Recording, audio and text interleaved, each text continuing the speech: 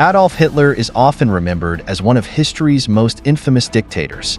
But how did a failed artist with no formal political background captivate a nation and rise to power? The answer lies in one of his most potent weapons, his speeches. Meine Arbeit für richtig hältst, ob du glaubst, dass ich fleißig gewesen bin, dass ich gearbeitet habe. Gib du jetzt deine Stimme ab. Wenn ja, dann tritt für mich ein, so wie ich für dich eingetreten bin. In today's video, we'll explore how Hitler used his oratory skills to manipulate public opinion, build a massive following, and ultimately, seize control of Germany. Let's dive into the dark art of Hitler's rhetoric. Oratory, the art of public speaking, has been a powerful tool throughout history. Leaders have used it to inspire, manipulate, and mobilize people. For Hitler, it was his primary means of communication and influence. His speeches were carefully crafted and delivered with a mix of passion, precision, and psychological insight. But what made his speeches so effective? Let's break down the key elements. One of Hitler's most effective techniques was his ability to speak clearly and simply. He understood that to reach a broad audience, his message needed to be straightforward and easy to understand.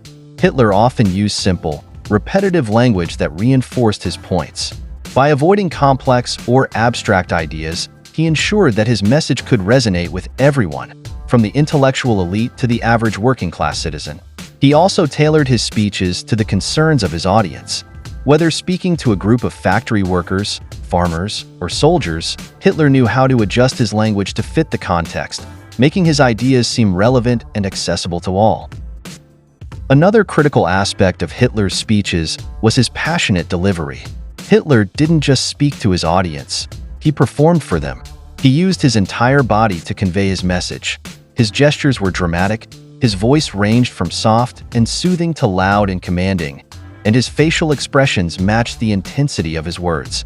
This emotional intensity was key to his appeal. Hitler's speeches weren't just intellectual exercises, they were emotional experiences. He knew that people are often more swayed by emotion than by reason. So he deliberately tapped into the fears, hopes, and frustrations of his audience. By evoking strong emotions, he could galvanize support and create a sense of unity among his followers. Hitler was a master at manipulating the emotional landscape of his time. He knew that people in a state of fear or uncertainty are more likely to follow a strong leader who promises to restore order. In his speeches, Hitler often painted a picture of Germany in crisis. He spoke of external enemies, like the Treaty of Versailles, communists, and Jews, who were supposedly threatening the nation's very survival. But Hitler didn't just dwell on the negative. He also offered hope.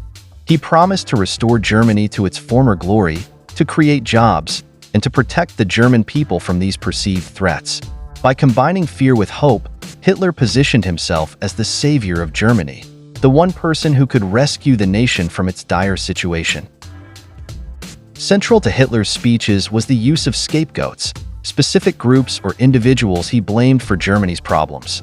Jews, communists, and other minorities were frequently targeted as enemies of the state. By blaming these groups, Hitler created a clear us versus them narrative that made it easier for his followers to rally around his cause. Hitler's speeches were also heavily supported by Nazi propaganda. The Nazi Party used posters, films, and other media to amplify Hitler's message, ensuring that it reached every corner of Germany. The combination of powerful speeches and relentless propaganda created an echo chamber that reinforced Hitler's ideas and silenced dissenting voices.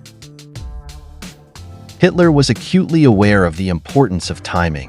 He knew when to be patient and when to strike. He didn't try to seize power immediately. Instead, he gradually built his support base, waiting for the right moment to make his move. His speeches often built up to a crescendo, starting slowly and calmly before escalating into fiery, passionate rhetoric. This gradual build-up kept his audience engaged and made his final points even more persuasive. Moreover, Hitler was adept at reading his audience. He could sense the mood of the crowd and adjust his tone and message accordingly. This adaptability allowed him to maximize the impact of his speeches, making each one a powerful tool for persuasion. Hitler's speeches were instrumental in his rise to power, but they also had devastating consequences. They helped to legitimize hatred, sow division, and ultimately lead to one of the darkest chapters in human history, the Holocaust and World War II. The story of Hitler's rise is a cautionary tale about the power of rhetoric. It reminds us that words can be as dangerous as weapons when wielded by someone with malicious intent. It's a reminder to be vigilant, to question leaders who use fear and division as tools, and to recognize the responsibility that comes with the power of speech. Adolf Hitler's ability to use speeches to rally millions to his cause is a chilling example of how rhetoric can be used for evil. By understanding the techniques he used, we can learn to be more critical of the messages we hear today. If you found this video informative, don't forget to hit the like button and share it with others who might find it interesting. If you're new to the channel, be sure to subscribe and click the bell icon to stay updated with our latest content. And let us know in the comments what other historical topics you'd like us to cover. Thanks for watching, and see you in the next video.